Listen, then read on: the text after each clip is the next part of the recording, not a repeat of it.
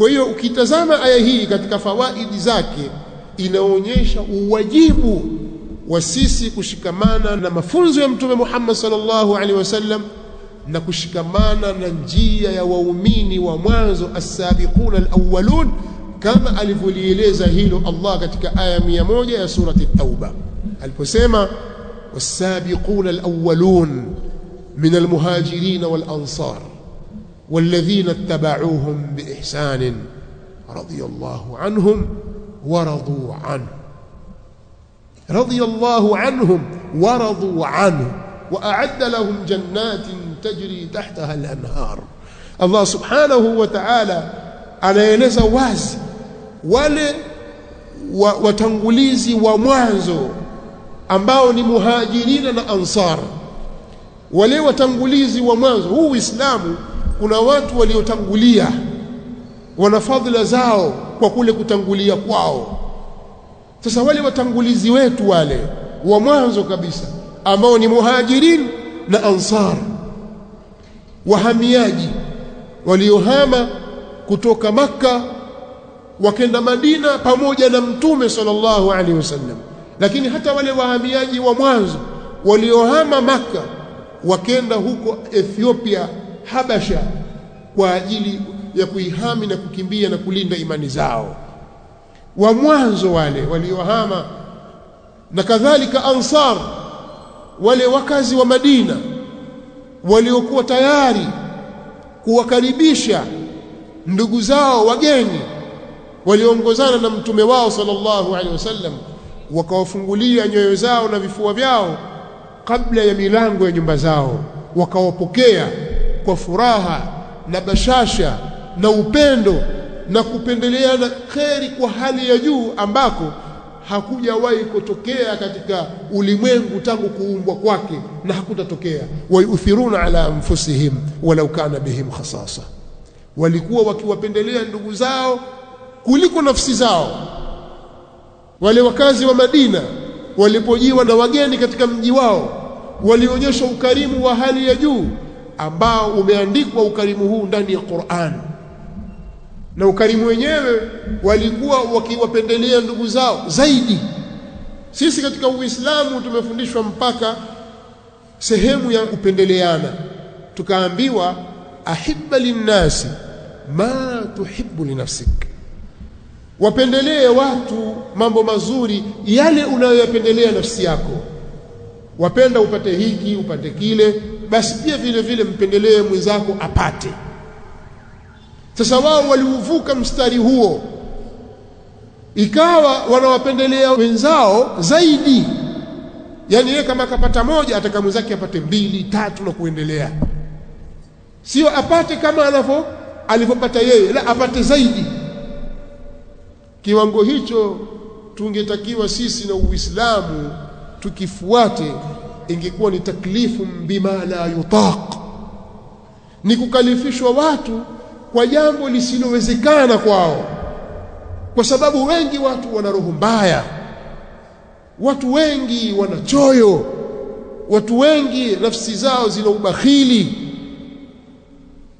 Kwa hiyo ukimwambia ampendelee mwenzake khairi zaidi kuliko alionayo yeye, hapa pengine watu wengi wangeritadi, wangekufuru, wakaambia basi mpendelee mwenzako, ukipata moja hiyo mpendelee mwenzako na apate,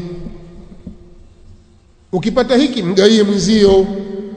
Ahibba linnasi ma tuhibbu linafsik. Lakini hawa jamii hii ya Ansar ilivuka mpaka huo, ikawapendelea wenzao kheri kuliko nafsi zao. Sisi tukatakiwa tuwafuate watu hawa. Anasema Allah, wale watangulizi wa mwanzo ambao ni muhajirin, wahamiaji, wal ansar, na watetezi wa dini waliomtetea mtume sallallahu alaihi wasallam, wakamnusuru mtume sallallahu alaihi wasallam na masahaba zake. Akasema Allah, walladhina tabauhum biihsan, na wale waliowafuatia hao kwa wema. Kuwafuatia kwa njia mbili: kufuata kwa wakati, kwa maana wamekuja wakati baada ya wakati wao, na kufuatia kimtindo, yani wakafanya walioyafanya wale kimatendo na imani, na wale waliofuatia baada yao tena wakafuata kwa wema. Wana nini? Radhiyallahu anhum, Allah amewaridhia wao, waradhu anhu, na wao watamridhia Allah. Wamemridhia sasa na watamridhia. Wala sawfa yu'tika rabbuka fatarda, watutaridhia kwa yale waliopewa na Allah katika naimu muqim.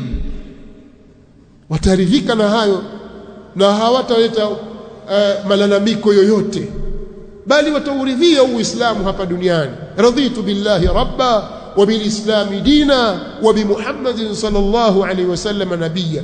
Hii ndio hali ya kila mu'min, hali ya kila muislamu. Yeye umridhia Allah subhanahu wa ta'ala kwa ndiye Mola wake, ndiye bwana wake, mlezi wake. Na sote tumeridhia kuwa Uislamu ndiyo dini, na Mtume Muhammad sallallahu alaihi wasallam tumemridhia kuwa ni mtume wetu. Hakuna muislamu wa kweli ana malalamiko juu ya jambo hili kwamba sisi tumepewa dini ya Uislamu, kwa nini tusipewe dini nyingine? Hii dini na kadha wa kadha wa kadha, wajua dini hakuna. Au kwa nini tumepewa Mtume Muhammad, kwa nini sisi nabii wetu wasiwe ni nabii fulani? Ukamtaja mtume miongoni mwa mitume wa Allah. Sote tumeridhika kwamba mtume wetu ni Muhammad sallallahu alayhi wa alihi wasallam. Hii ndiyo hali ya Uislamu. Kwa hiyo ridhaa ipo. Wamemridhia Allah, Allah amewaridhia wao, na wao wamemridhia yeye, na pia na wao watamridhia yeye kwa vile atakavyowapa. Radhiyallahu anhum wa radu anhu. Na isitoshe Allah atawaandalia pepo. Amewaandalia wao pepo ambazo zinapita mito chini yake, wataishi humo milele, na huko ndiko kufaulu kukubwa.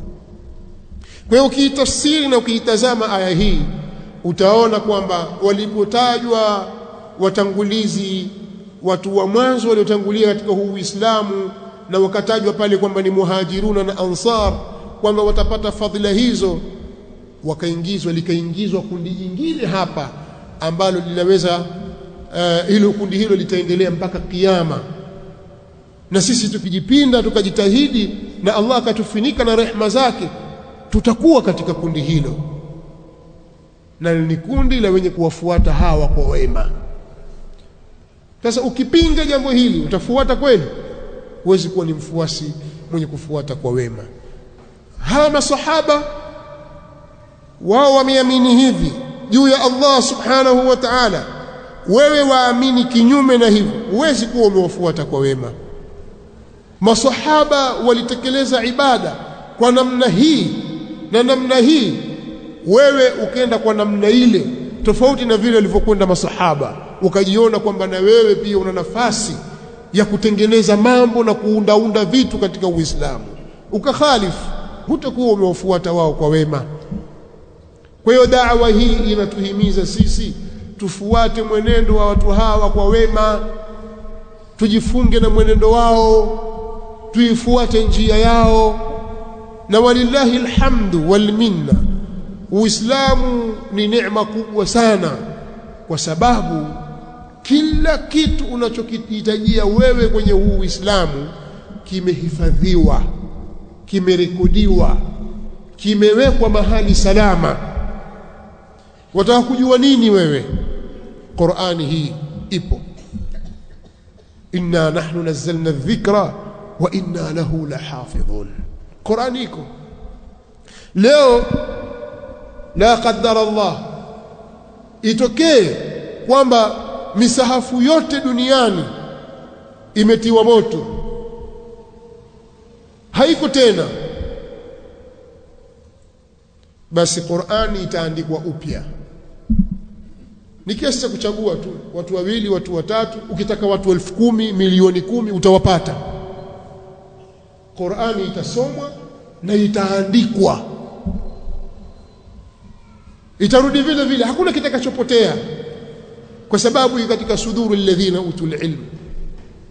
Qur'ani iko vifuani mwa Waislamu. Sunna za Mtume sallallahu alaihi wasallam mahfudha, mafunzo ya Mtume sallallahu alaihi wasallam yamelindwa, yamehifadhiwa.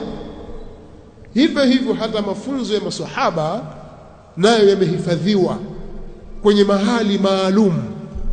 Ukisoma dini utajua utayapata vipi, kwa namna gani, lipi la sawa na lipi si la sawa, lipi la kweli na lipi si la kweli. Hata kwenye karne ya 18 nyuma kidogo, na karne ya 18 na 19 ya miladia, palitokea hamla fulani, yani kulikuwa na kampeni maalum ya kuudurusu Uislamu na kuuchafua Uislamu. Likapatikana kundi la watu wanaoitwa al-mustashriqun, ambao asili yao si Waislamu. Wengi wao walikuwa ni katika manasara wa Kristo wa nchi za Europa huko.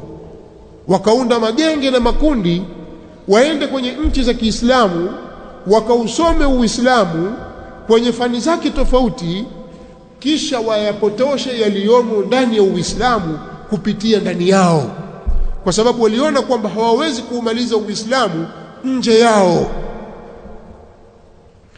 Kwa hiyo wakatengeneza makundi haya, yakaondoka makundi matatu kwa wakati mmoja. Kundi la wanaojiita al-musta'mirun, yani kwa lugha fupi wakoloni, kundi la wakoloni. Tangu baada ya vita vya msalaba wakatuma majasusi wao wakina Vasco da Gama, walifika mpaka Kilwa na mwambao wa Afrika Mashariki 1498, karne ya 15, wakipeleleza mambo mbalimbali, na hasa baada ya vita msalaba wakapeleleza. Kisha vikaja vikundi vinavyoitwa vya al-musta'miruna, wakoloni. Kwanza watawale watu kwenye miji yao ili waibe rasilimali zao, ili wavunje tamaduni zao kwa mabavu. Kwa hiyo wakaja na mitutu ya bunduki, wakaja na mizinga, wakaiharibu miji ya Waislamu na wakataka kuikalia kimabavu. Lakini hawa waliambatana na kundi la watu wanaoitwa wamishionari, wabatizaji, wakipita katika miji wakitaka kuwabatiza watu walio Waislamu waache Uislamu wafuate dini yao wao, na wapagani pia wafuate wao. Mreno alikaa katika mwambao wa Afrika Mashariki miaka 200, hakumritadisha hata mtu mmoja. Alifeli, alikosa mbinu, aliwakuta watu wako madhubuti. Mreno alikaa miaka 200. Lakini kuna kundi jingine, na hili ndio kwa hatari sasa, kundi la al-mustashriqun. Hawa ni watu wataalamu wabobezi waliokwenda katika nchi za mashariki kama Lebanon, Syria, Misri, Iraq na nchi nyinginezo ambazo zilikuwa zina ngome za ilmu. Wakaingia wakausoma Uislamu. Kuna waliobobea katika fani za hadithi, waliobobea katika mambo ya historia, kuna waliobobea katika mambo ya lugha ya Kiarabu, kuna waliobobea katika sheria ya Kiislamu, waliobobea katika mambo ya visomo vya Qur'ani na tafsiri zake. Wakaingia katika kila uwanja, wakausoma Uislamu kwa wanavyojua wao, alafu wakaanza kuandika sasa, wakaupeleka haya katika vyuo vikuu vyao, wakasomesha na wakaandika ili Uislamu upotoshwe. Asilimia kubwa walioathirika katika janga hili ni wale wenye elimu nusu au wajinga kabisa.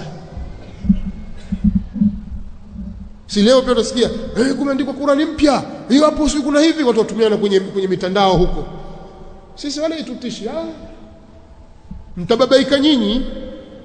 Sisi kila siku Qur'ani husomwa usiku na mchana, na utafiti unaonyesha ya kwamba mtoto wa Kiislamu akipata faragha mpaka akifikisha umri wa miaka 10 anao uwezo wa kuhifadhi Qur'ani yote.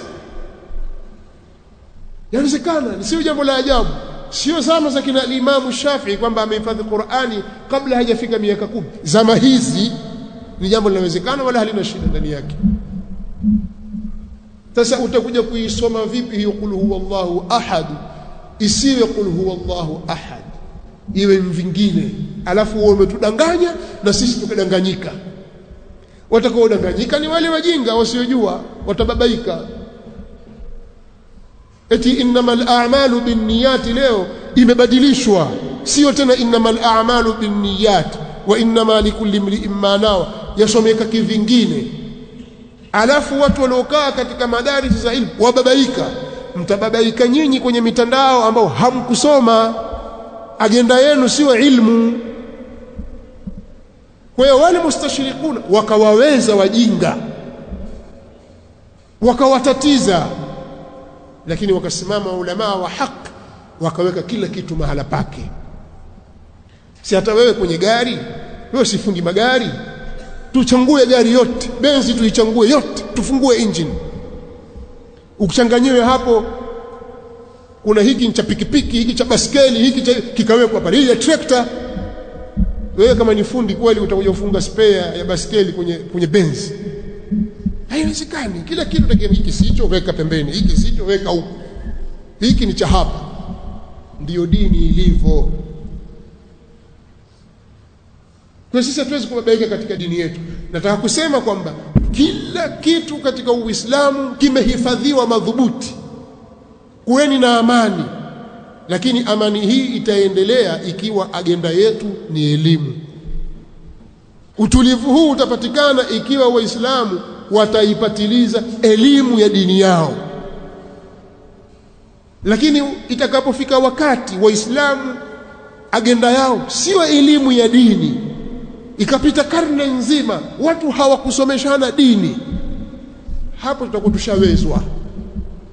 Na haya aliyesema Mtume sallallahu alaihi wa alihi wasallam, aliyeshazungumza siku nyingi, inna Allaha la yaqbidhu al-ilma intiza'an yantazi'uhu min suduri al-ibad. Allah subhanahu wa ta'ala katika sunna yake al-kaunia, kilimwengu, elimu haiondoshi kwa kuinyakua kutoka kwenye vifua vya waja wake. Kwamba wewe umesoma alafu asubuhi umeamka huna kitu. Wasomi wote hawana kitu wanachokijua tena. Qur'ani waliohifadhi haiko, sunna hazipo, ufahamu juu ya Qur'an na sunna haupo. Hilo jambo halipo katika utaratibu wa Allah. Lakini Allah subhanahu wa ta'ala yakbidhu al-ilma biqabdhi al-ulama. Elimu ataiondosha kwa kuondosha wasomi. Ikawa wale wasomi wote wamekufa, alafu kizazi kinachofuatia baada yao hakikusoma. Hatta idha lam yubqi alima ittakhadha an-nas ru'usan juhala. Ikawa imefika wakati hakumbakisha mjuzi yoyote, basi wale wajinga watatafutana, wachaguane nani mwenye nafuu. Kwa hiyo watamchagua mjinga mwenzao awe ndiye kiongozi. A'ma yaqudu basiran la aba lakum qad dhalla man kanat umyan tahdihi. Ngachagua mtu mmoja, mjinga huyu ana afadhali kwa sababu ana domo, abwabwaja kweli kweli, bingwa wa kusema. Akachaguliwa, atakwenda kuwatumbukiza kwenye mtaro. Ni kama vile mmechukua basi mkamkabidhi mtu ambaye hajui gari, hajui breki iko wapi, mafuta yakanyagwa hajui. Tujalie ajua kila kitu, ajui breki ilipo, sasa wao amtobozi mahali hapa, njia panda mfiki, utasikia utoshakufa watu, basi zima limeangamia. Ndio hivyo hivyo, ikiwa watu sasa wataona afadhali huyu, lakini hawakusoma wote, wataangamizana. ittakhadha an-nasu ru'usan juhala fasu'ilu fa'aftau bighairi ilmin fadhallu wa adallu. Wakaulizwa kisha na wao wakati wa fatwa ikawa ni sababu ya kupotea wao na wakawapoteza na wenzao. Nataka kurudi tena kusema kwamba Uislamu mambo yake yote yamehifadhiwa. Kwa hiyo ukitaka kujua muongozo na njia ya wema waliotangulia, wewe rudi ukasome, kakae katika vikao vya elimu, utaelekezwa. Na walillahi alhamdu, katika agenda muhimu kabisa ya da'wa yetu, kama nilivyotangulia kusema, ni kuipa elimu kipaumbele, elimu ya dini yetu. Na ndiyo maana ukaona huku kushamiri kulikojitokeza kwa da'wa salafia inaonekana kama imeanza kulinganiwa karibuni hivi, na da'wa yake haikuja zamani hivi, lakini athari yake ni kubwa katika mujtama, walillahi alhamdu wal minna. We kubali usikubali, athari yake ni kubwa. Sema ndio, sema hapana, sisi hatuangalii ndio hapana, tuangalia waqi, ule uhalisia. Athari yake ni kubwa katika mujtama. Duat wa salafia nafasi yao si ndogo katika mujtama, nafasi kubwa. Kwa nini? Kwa sababu sera yao ni elimu, agenda yao kuu ni elimu. Hawana uvivu wa kukaa kusoma na kusomeshana, na hizi katika fadhila zake Allah subhanahu wa ta'ala. Kwa da'wa yetu sisi imekuwa dawa tunailingania, si miliki ya mtu kwamba ni dawa ya fulani na fulani na fulani kwa ufadhili wa fulani na fulani na fulani, la, lakini ni dawa imekuwa ndio dawa ya Uislamu sahihi. Sasa mimi mazungumzo yangu na nyinyi nilipenda nianze katika muda huu wa kabla al-maghrib, ili kutoa nafasi ya mazungumzo yaliyo msingi ninayokusudia baada al-maghrib. Na kubwa zaidi na kutaka kuambiana ni kwamba ni lazima tujitambue sasa. Hakuna kitu kibaya kama mtu kutojitambua. Kuna mambo mengi yatakupita wewe kama hukujitambua, na fursa utaikosa. Mtu akishafikia umri wa baligh, kisha baligh, atakiwa ajitambue, na kuna mambo atakiwa ayajue kwa ulazima, sio khiari tena, kwamba yeye sasa ashakuwa mtu mzima wa kuandikiwa dhambi na kuandikiwa thawabu.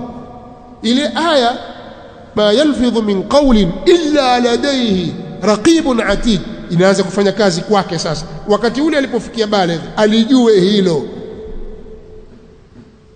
dhambi zinaandikwa, thawabu zinaandikwa, kwamba imefika wakati sasa atakiwa aoge janaba, imefikia wakati sasa aswali kwa njia ya ulazima, ni fardhu ain, afunge na mingineyo katika mambo ya lazima katika arkanul Islam na mambo mingineyo katika wajibati za Uislamu. Atakiwa ayajue, asipoteze fursa hiyo, kwa sababu yeye ni mas'ul amama Allah azza wa jalla.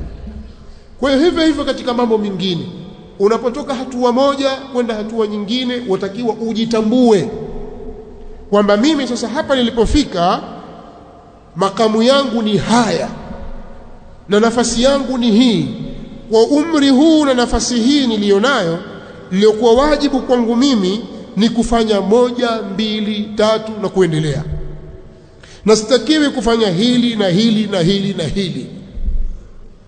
Kwa hiyo kama kukua da'wa yetu sisi imekuwa, kama ni baligh ishafuka, imefika kwenye kiwango cha kukomaa,